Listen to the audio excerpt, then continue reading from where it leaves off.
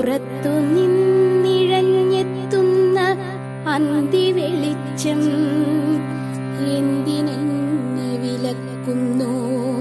ചില ജന്മങ്ങളുണ്ട്. പൂമൊട്ടുപോലെ വിടർന്നു വരുന്നു, അഴകു ചൊരിയുന്നു, മണം വീശിത്തുടങ്ങുന്നു, പെട്ടെന്ന് സ്വയം പിച്ചെറിയുന്നു. നന്ദിതയുടെ കവിതാ സമാഹാരത്തിനുള്ള അവതാരികയിൽ സുഗതകുമാരി എഴുതിയ വാക്കുകളാണിത്. വിഷാദം നിറഞ്ഞവയായിരുന്നു ആ കവിതകളേറെയും. ഇംഗ്ലീഷ് അധ്യാപികയായിരുന്ന നന്ദിത ഡയറിയിൽ കുറിച്ചിട്ട കവിതകൾ മരണശേഷം പുറം ലോകം കണ്ടു. ഉഷ്ണമാപിനികളിലൂടെ ഒഴുകുന്ന രക്തം തലച്ചോറിൽ കട്ട പിടിക്കുന്നതിനു മുൻപ് എനിക്ക് ശ്വസിക്കാനൊരു തുളസിക്കതിരും ഒരു പിടി കന്നിമണ്ണും തരിക. 1985 മുതൽ ഒരു ദശാബ്ദക്കാലം നന്ദിത ഡയറിയിൽ എഴുതിയ 60ഓളം കവിതകളാണ് പിന്നീട് കവിതാസമാഹാരമായി മാറിയത്. എനിക്ക് നഷ്ടമായത് എന്റെ ലക്ഷ്യമാണ്, എന്റെ ഹൃദയമാണ്. എന്റെ നഷ്ടത്തെ ഞാൻ ശ്വസിക്കുന്നു.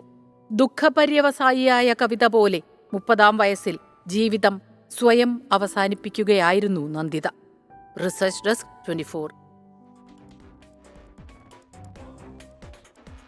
വളരെ ചെറുപ്പത്തിൽ തന്നെ വിയോഗം, അതായിരുന്നു നന്ദിതയെക്കുറിച്ച് പറയുമ്പോൾ. വിഷാദച്ഛവി കലർന്ന എഴുത്തുകളായിരുന്നു എല്ലാം തന്നെ.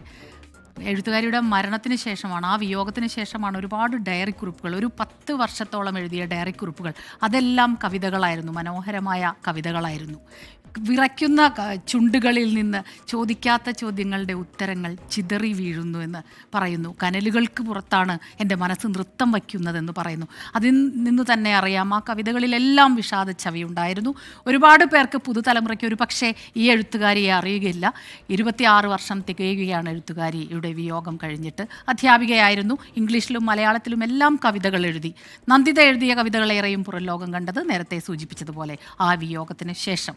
അപ്പോൾ ആ ഓർമ്മകളെ നമ്മൾ അനുസ്മരിക്കുന്നു.